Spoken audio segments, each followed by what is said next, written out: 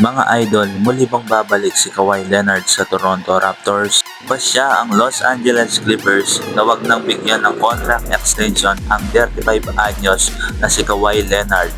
Sa halip i-trade siya sa Toronto Raptors, ayon sa maraming ulat, dumating ang hakbang na ito habang may natitira pang isang taon sa kontrata ni Leonard na nagkakahalaga ng $50 million ayon kay Chris Haynes ng NBA TV.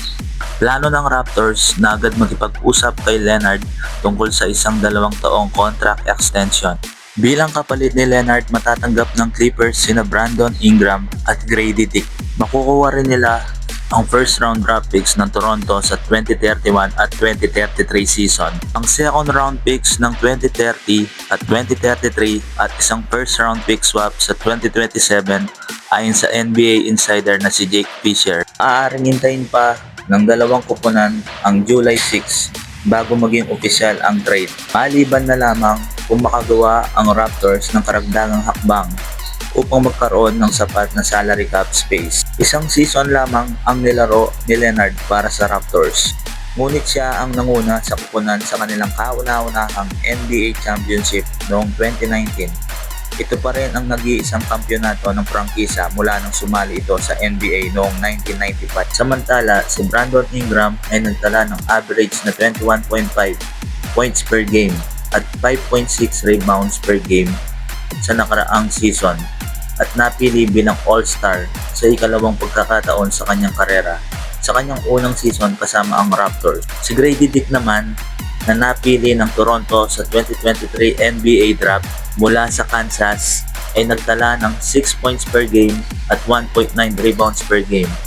Napos ng Raptors ang nakaraang season na may 46 na panalo at 36 na talo. Muli silang nakapasok sa playoffs sa unang pagkakataon mula noong 2022, ngunit natanggal sila sa unang round. Kung talagang matutuloy ang pagbabalik ni Kawhi Leonard sa Toronto Raptors, mas mataas ang tsansa ng Raptors sa playoffs. Si Leonard ay isa pa ring elite two-way player kapag malusog, kaya malaking dagdag siya sa depensa at opensa ng koponan.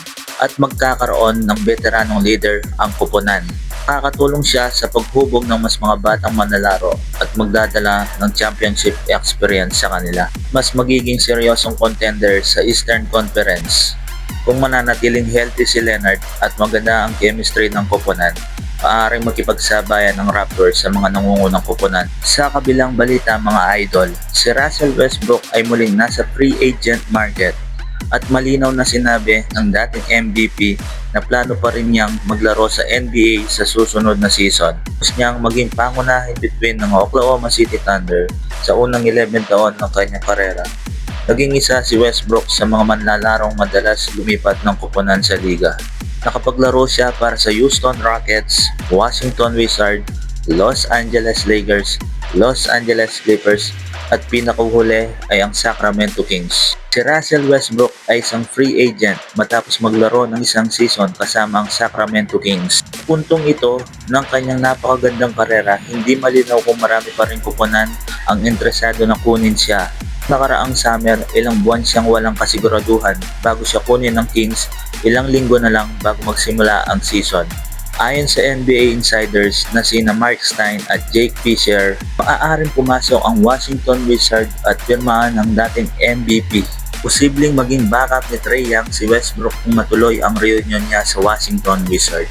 Nag-average si Westbrook ng 15.2 points per game, 5.4 rebounds per game, 6.7 assists per game at 1.3 steals per game. Ngayon, hindi pa sigurado kung saan mapupunta si Russell Westbrook pero mukhang may interest ang Washington Wizards na ibalik ang dating MVP. Patutuloy ang reunion, makakatulong ang kanyang experience, energy at leadership bilang backup guard. Abangan natin mga idol kung saan dadalhin na susunod na kabanata ang karera ni Russell Westbrook. Yan lang ang mga balita ngayong araw mga idol.